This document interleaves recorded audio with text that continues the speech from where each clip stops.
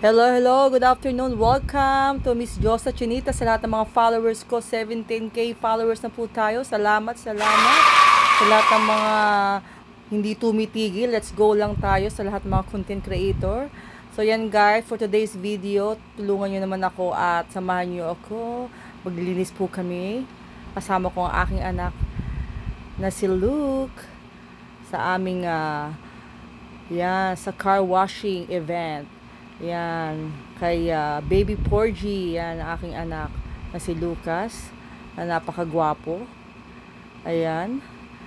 So, thanks God, hindi po siya tinamad ngayon. So, sabi niya, Mama, ginagawa mo? Sasamahan daw niya akong lilinisin namin si Porgy. So, ayan guys. Nililinis na namin, sinasabunan namin ng washing shampoo. Yan, kay sa Primo Shine. So, shout out sa inyo.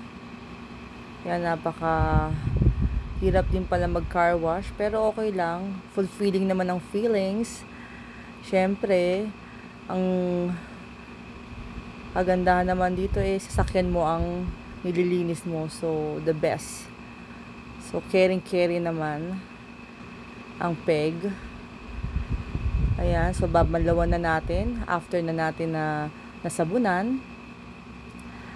So, kailangan malinis pati yung mga wheels niya sa likod, lalo na sa taas, sa bubungan. Kailangan malinis yan kasi sa initan sobra, minsan mga malamalagkit.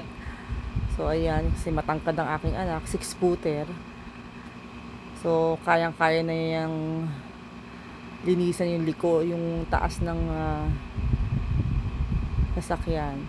So, after natin, banlawan, so pupunasan na natin.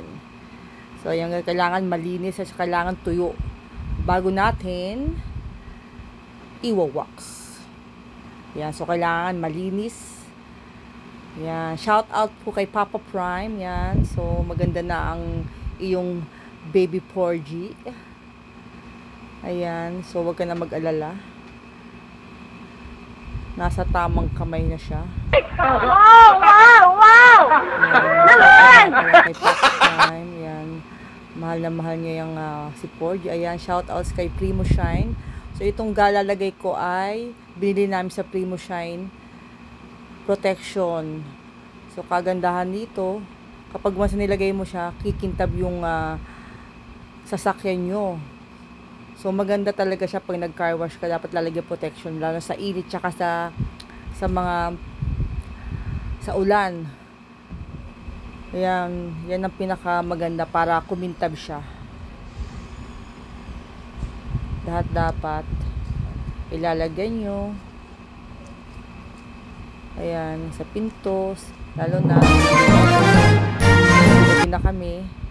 So, finally naman, good job guys. So, maayos na. Yan si 4G.